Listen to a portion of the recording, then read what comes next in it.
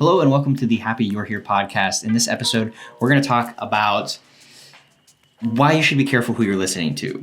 And I say this as you're listening to me because should you really be listening to me? And I've noticed myself over time taking advice from people that have not been useful. And I think it's important to really pay attention to this. So that's what we're going to cover in this episode. If this episode or any of these episodes impact you, think about subscribing wherever you're listening. That's really helpful to make sure you actually get the post. If you want to receive an email about them, we have on the happyyouarehere.life website, there's the podcast section there, and there's an email list that you can sign up for. And all we do is it's actually automated. It sends out you an email every time a new episode comes out, so you don't have to try to remember that the episodes are coming out. You can also follow us on social media. We post about the episodes and we post little videos like this. Maybe that's where you're listening to this, but that helps you actually see the things. So why should you pay attention to who you are listening to? And I mean, it seems like an obvious thing, but I think a lot of us don't do that. A lot of us take advice from all kinds of people that really aren't living the life that we want to live. And I think that's the determining factor. And this is something that I've had to learn the hard way, is that, you know, especially when we have a tendency to surround ourselves with a certain group of friends and maybe they aren't living the lifestyle that we want to live, we still somehow end up taking advice from them. Even if we are trying not to, we internalize those things that they say to us. So if we were dealing with, specifically, came to this realization when I was trying to get sober again, and all of the people I was hanging out with were at parties and at bars. And of course, those people are going to say like, oh no, everything's fine. Drinking all the time is fine. Like, you're just, the drugs aren't the problem. Your attitude towards the drugs are a problem. And maybe I wanted to stop doing drugs and I wanted to stop using alcohol as an escape. And all of the friends that I had just like didn't see the problem in it at all. And maybe they don't have as much of a problem with it as I do, although I do think most of them do. And it's fine, whatever. However long you want to use that as your coping mechanism, I'm not going to judge you for it. But I wanted more out of life. And what I was finding was that I kept being convinced to stay in that lifestyle longer than I really wanted to. And the reason was because the people that I was surrounding myself were giving me advice that I should stay, and they cared. They were coming from a place of love. So it wasn't like malicious advice. And this is the thing, is the people that you surround yourself with, you will become like them. And this is just because, we have a tribal instinct to kind of fit in, but also just because those worldviews, it normalizes everything. So there's a quote that's used a lot, that you are the average of the 5 people that you spend the most time with.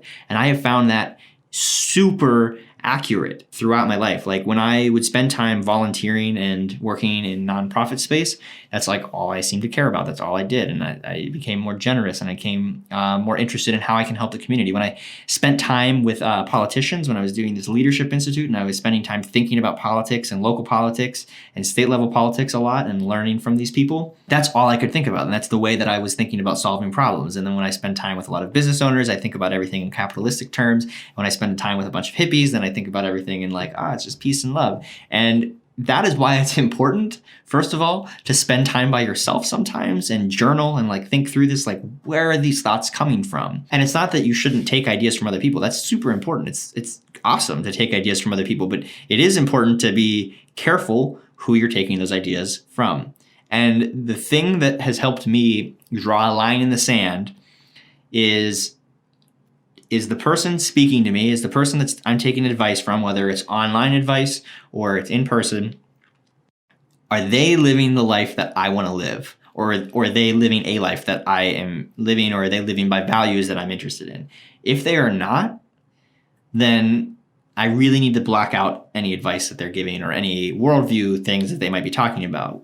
And still be friends with them, still talk to them, but be very careful about what information I'm allowing to seep in, and you should do the same. For me, if you're listening to this and you're like, I don't want to like be able to feel fulfilled and deal with my mental health, and I don't want to accomplish a bunch of things. I don't know, like, to me, my life is really good. So like, it's hard for me to look at it and say, I wouldn't want to be like me, because I've taken a lot of time to build this life this way. So if you are interested in that thing, then this is the kind of thing you should be listening to. And you should find more people that are talking about things like this, more people that like are going to encourage you to go out and actually do things to make your life better, to make other people's lives around you better. There is nothing that feels better than positively affecting other people around you. Literally nothing. And I've done a lot of things that feel pretty good.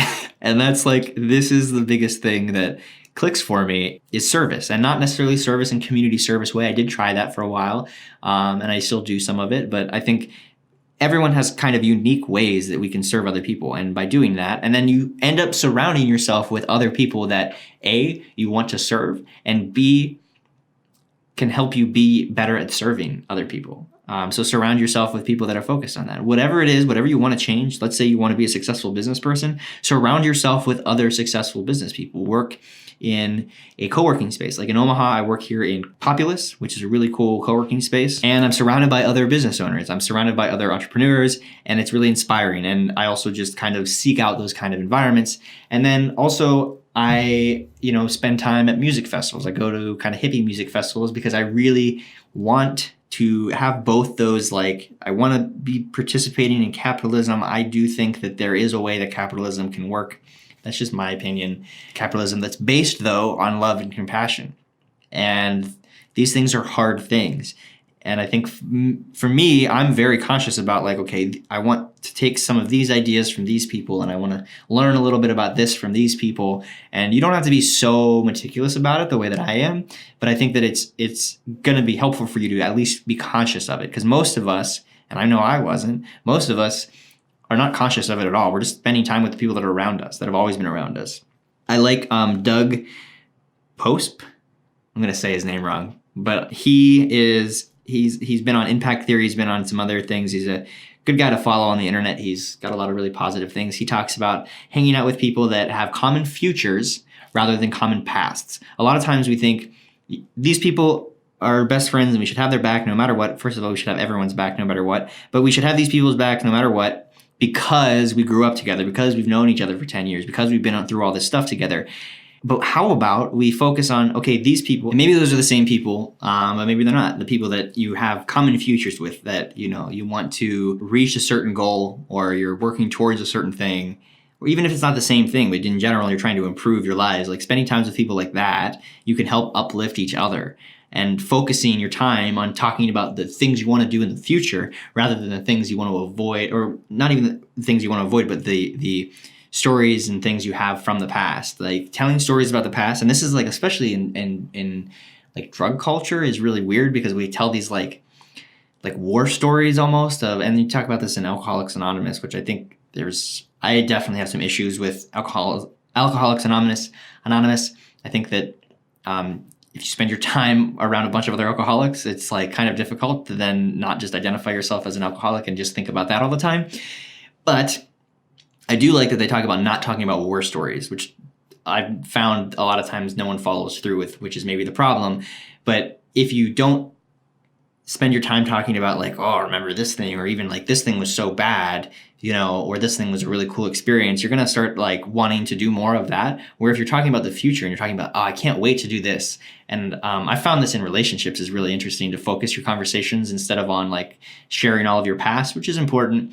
I think sharing your future, your desires, the things you're working on, the things you're working towards, the things you're excited to do together or by yourself, builds a really strong relationship, because you can both be excited about things together and for each other. That is true in romantic relationships, but it's also true in friendships, in business relationships. Talk about the things that excite you in the future. Spend time with people that have common futures with you. Spend time with people that are focusing on the future and not just telling stories about the past. So hopefully this episode helps you think a little bit more about the people that you're surrounding yourself and the people that you're taking advice from. And this counts, again, for people in person and online, that you are consuming their opinions and advice and information. If this episode has impacted you in any way, please share it specifically with one person, someone you think would benefit from listening to this episode. And if you do that, you can go to craiginzana.com/podcast, take a screenshot of you sharing this with somebody and submit it. It will be anonymous. It's not anonymous, but we won't show it to anybody.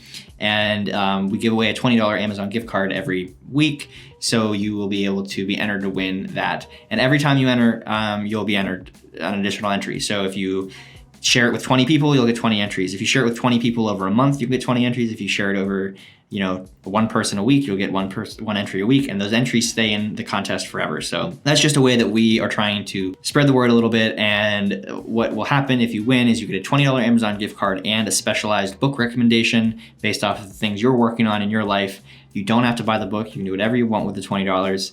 And that's just our way of trying to give back a little bit to the listeners and also, spread the word. So thank you for listening. I hope to have you in the next episode. Bye.